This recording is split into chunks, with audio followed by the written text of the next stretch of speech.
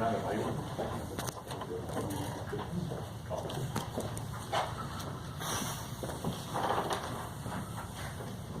evening, fellow Toastmasters. This speech is from Advanced Manual, and the topic is addressing the opposite. The title will be Money and the Morals. Often in life we come across the situations where we have to speak or we have to get involved in a conversation in which there is an opposite view of yours and the audience, or you can say the controversial issues or subjects. Now these kinds of speeches or the conversation you get into are very tricky and challenging also, because these topics are generally sensitive and you not only have to present your viewpoint and the reasoning behind that, but you also have to listen to the opposite viewpoint, refute them, and make them understand that how your point is better. If not that you are able to convince, but at least you are able to make them listen to your point. So for these kind of speeches, there are 3 thumb rules which one need to take care. The first thing is speech construction. Now because these are very sensitive topics or very controversial ones, so you need to prepare well before you present to the audience. Because if you are very aggressive, the audience becomes argumentative. If you are very forceful, they will tune off. So you have to be sincere, friendly and concerned person so that the audience at least is willing to listen what is your viewpoint. So there are a couple of sub points what one needs to take care. The first thing is your position on the issue. The second thing is your willingness to listen and acknowledge the opposite viewpoint. Then convey the benefits of your viewpoint. Draw the points on which there is a consent or there is a common between you and the audience. And finally is the call for action. Based on the issue or the subject you are addressing, it can be casting a vote, it can be taking a decision, or it can be convincing them for donations, anything. The second main point is to enhance your message, and that can be enhanced by using the examples or illustrations from the stories or anecdotes, using the descriptive words, showing your commitment, drawing on the listener's emotions, use humor, project the credibility, maintain the eye contact, and the last one is pay attention to your voice and tone when you are responding or when you are delivering that speech or the conversation that you are doing. And the last thing is fielding questions. So since you know you are going to address or you are going to talk on a controversial or a sensitive issue, you need to anticipate what could be the possible questions coming up. And based on them, you should at least be prepared by the responses. The important part is to remain calm. Answer one question at a time and answer all the questions with a positive statement. Handle the hostile questions with very care.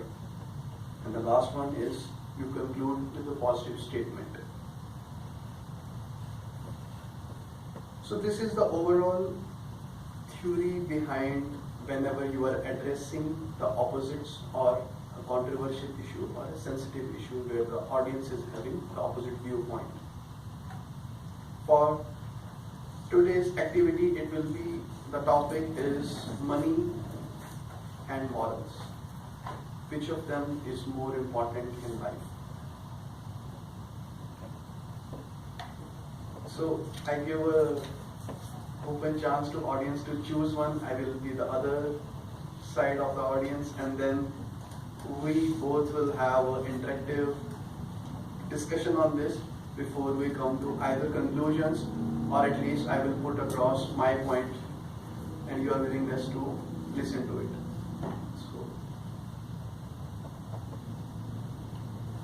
So we're supposed to discuss. You have to choose between money either and morals. Yes, which is more important in life, money or morals? Why do they have to be on the opposite side? Sorry? Why do they have to be on the opposite side? Why can't you have money and morals? Correct, because that is the requirement of the topic. Right? So we have to be on the either side. Yes, what you are saying, the money and the moral, so that is the common ground where we will be ultimately coming and going together. I think morals are more important. Okay. I agree. Good one. Let's be moral.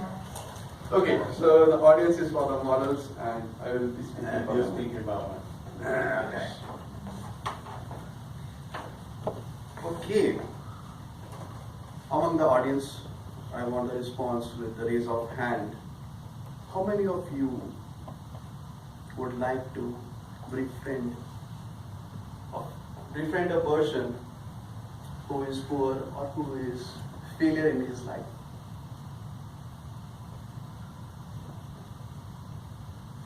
No one. Okay. Second question. All the study or the business or the skill set you have, ultimately those things or that the skill set you have is for your bread and butter.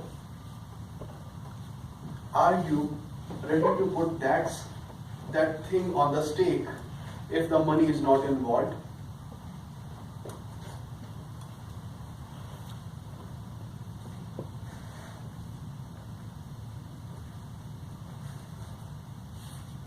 If money would have not been so important in our life, all the struggle, all the effort that daily we put in, that won't be required, isn't it? I can be a very honest person, a very loyal, a very generous person. But these qualities are not going to give me my meal of the day. I cannot support my family, their needs, schooling, clothing, travel, anything for that matter. Is there something which is not touched or addressed by the money? So isn't the money most important part of our life? It's kind of indispensable thing. So it's an open question for all of No, you. money is. What's the point of having money if you have no Yeah. morals and you can't live with yourself? Okay. You told us it was open. Yeah. So one question at a time, and so that everybody listens. Yeah. I just, again, I'll say the same thing. What's Okay. the point of having money if you can't live with yourself and you're not a good moral person? Okay. So Besides, don't you know, even if you don't have money, God will provide. Yeah. How's that work in Africa, Ethiopia, They're still alive, aren't they? North Korea? Still Doing alive. well in Africa. I'd like to see God help Money countries. Money is neutral.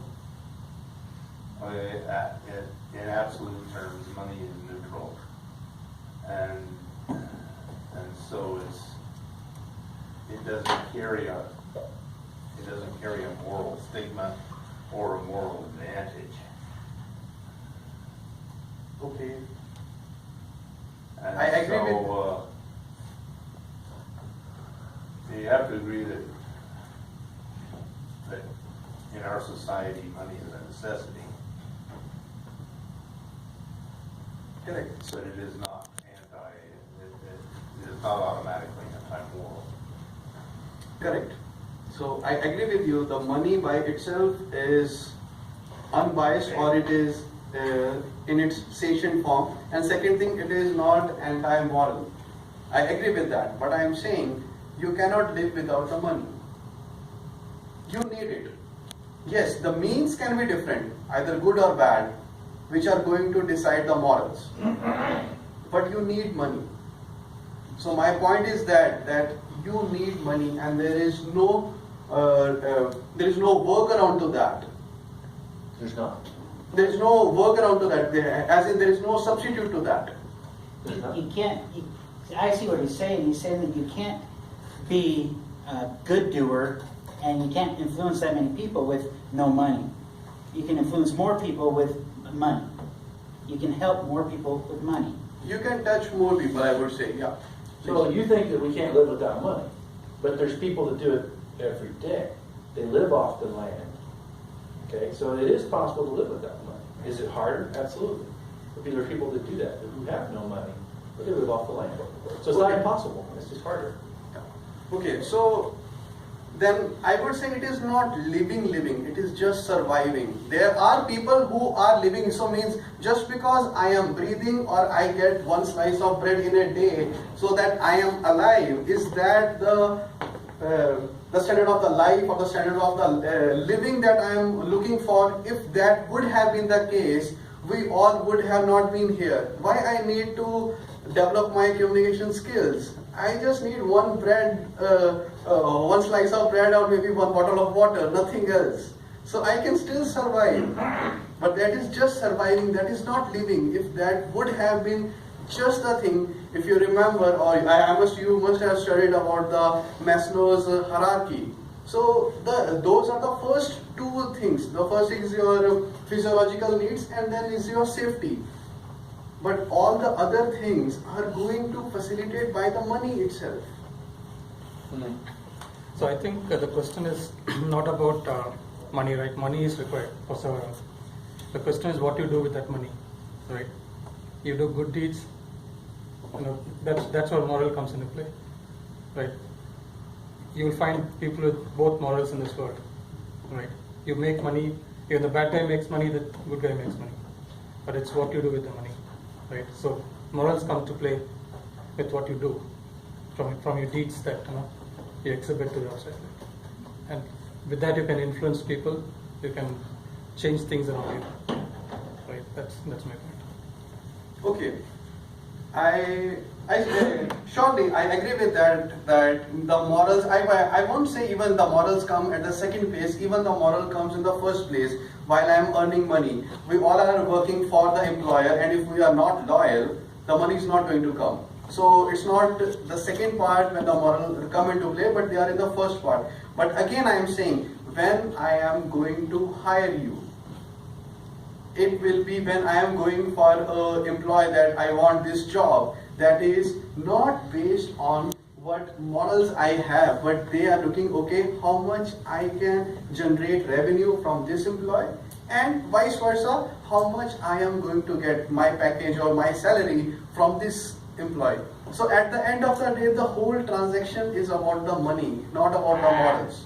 I do not care about how he is living or how I am living.